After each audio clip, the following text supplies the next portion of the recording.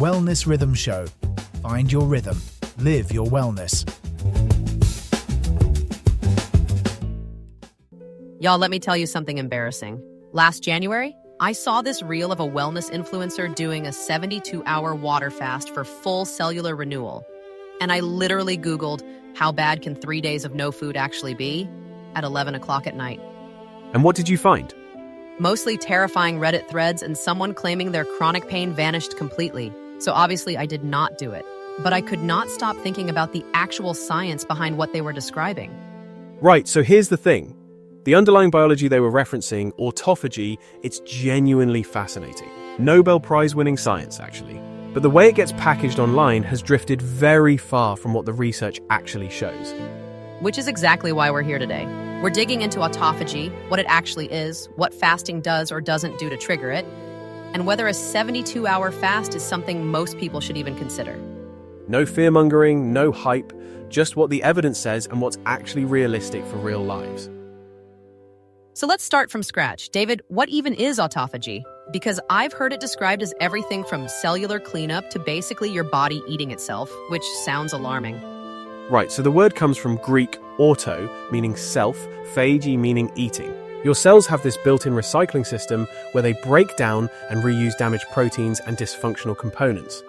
So it's like your body's version of taking out the trash? That's actually a reasonable analogy. Think of it as quality control at the cellular level. The cell identifies damaged or misfolded proteins, packages them up, and either dismantles them for parts or destroys them entirely. Okay, and this is the Nobel Prize science you mentioned? Yes. Yoshinori Ohsumi won the 2016 Nobel Prize in Physiology or Medicine for mapping the genetic mechanisms behind autophagy. Foundational work, genuinely important. So the biology is real. The question is what fasting actually does to it. Precisely. And this is where the gap between social media and peer-reviewed research becomes, let's say, considerable. Here's the thing, though. The logic sounds so clean, right? You stop eating, your body runs low on external nutrients, so it starts cleaning house internally. It's almost intuitive. And it's not wrong as far as it goes. Nutrient deprivation, particularly low insulin and low mTOR signaling, those are genuine autophagy triggers. Dr. Ana Maria Cuervo at Albert Einstein College of Medicine has done significant work here. But the influencers skip straight to your cells will be completely renewed after 72 hours. Which is where it falls apart. First, autophagy isn't a switch that flips off and then dramatically on. It runs continuously at a baseline level in most cells. Fasting upregulates it, yes, but we're talking about a gradient, not a transformation. So it's more like turning up the volume than turning on the radio. That's actually a very good way to put it.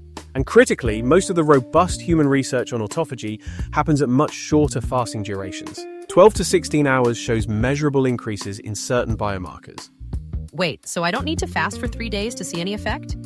For most healthy people, the evidence doesn't currently support that 72 hours produces dramatically better autophagy outcomes than significantly shorter fasts. The research on extended fasting in humans is still quite limited.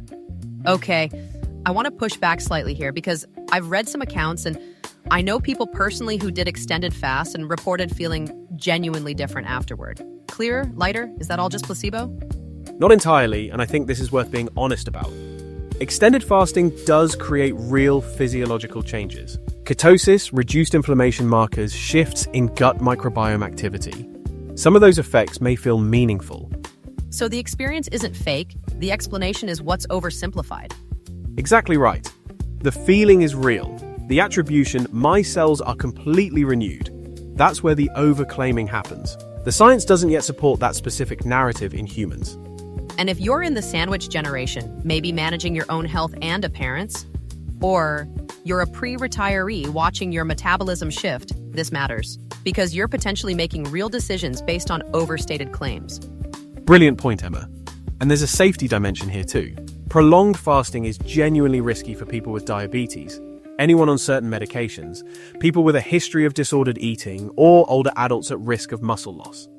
This is not a just try it wellness hack. This needs a conversation with your doctor. Full stop, yes. Now let's also acknowledge what is well supported. Time-restricted eating, typically in the 8 to 12-hour eating window range, does have a growing body of evidence behind it. The work from Dr. Sachin Panda at the Salk Institute, right? Right. His research on circadian rhythm-aligned eating is some of the more compelling work in this space. It's not the same as a 72-hour fast, but it's much more sustainable, and the evidence base is stronger. Y'all, if you're finding this useful, please do us a favor and hit that like and subscribe. It genuinely helps us reach more people who are trying to cut through exactly this kind of wellness noise. And to your point about sustainability, that's perhaps the most important practical filter. A protocol that requires you to not eat for 3 days is, for most people with jobs, families, aging parents, and actual lives, not a realistic regular practice. I have 2 kids and a full-time job. The idea of being 3 days into a water fast while packing school lunches and sitting in a budget meeting is honestly laughable. Whereas a consistent 12 to 14-hour overnight fast, eating dinner at 7, breakfast at 8 or 9, that's accessible. And the evidence for metabolic benefits at that level is quite solid. So let's address the skeptics in our audience who are thinking, but I've seen the testimonials, I've seen the before and after photos. What do we say to them? We say testimonials are not clinical trials. Survivorship bias. Survivorship bias is real. You hear from the people who felt great. You don't hear from the people who felt awful or the ones for whom nothing notable happened. And the cellular renewal framing specifically? The honest answer is that we do not yet have robust human clinical data showing that a 72-hour fast produces measurably superior autophagy outcomes compared to shorter, safer fasting protocols. That research simply does not exist at scale yet. Here's the thing, though. That's not a reason to dismiss the whole field of autophagy research. It's actually really exciting science. Agreed. Autophagy is being studied seriously in the context of aging, neurodegenerative disease, and cancer biology. The work of researchers like Dr. Beth Levine at UT Southwestern was genuinely groundbreaking before her passing. This is important science. The problem is when preliminary or mostly animal model research gets translated into do this extreme thing right now for guaranteed results. And the word guaranteed should always be a red flag in wellness. Biology is deeply individual. What upregulates autophagy meaningfully in one person may not in another.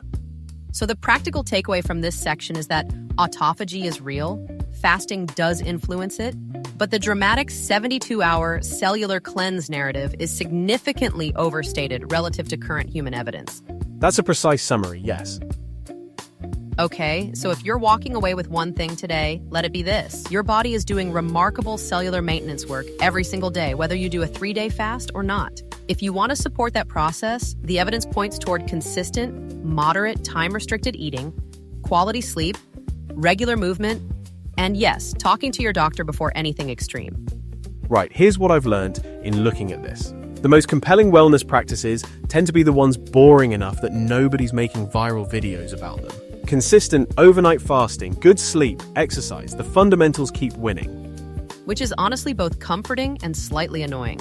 Y'all, thank you so much for spending this time with us. If this episode made you think differently about a wellness claim you've seen, that is exactly what we're here for. And if you haven't already, do subscribe. We'll be back with more of this, taking the science seriously without taking ourselves too seriously. See you next time on the Wellness Rhythm Show. Take care of yourselves and each other. This show is part of the VoxCrea.AI system. If you want a show like this for your organization without building it yourself, go to VoxCrea.AI and request a sample episode.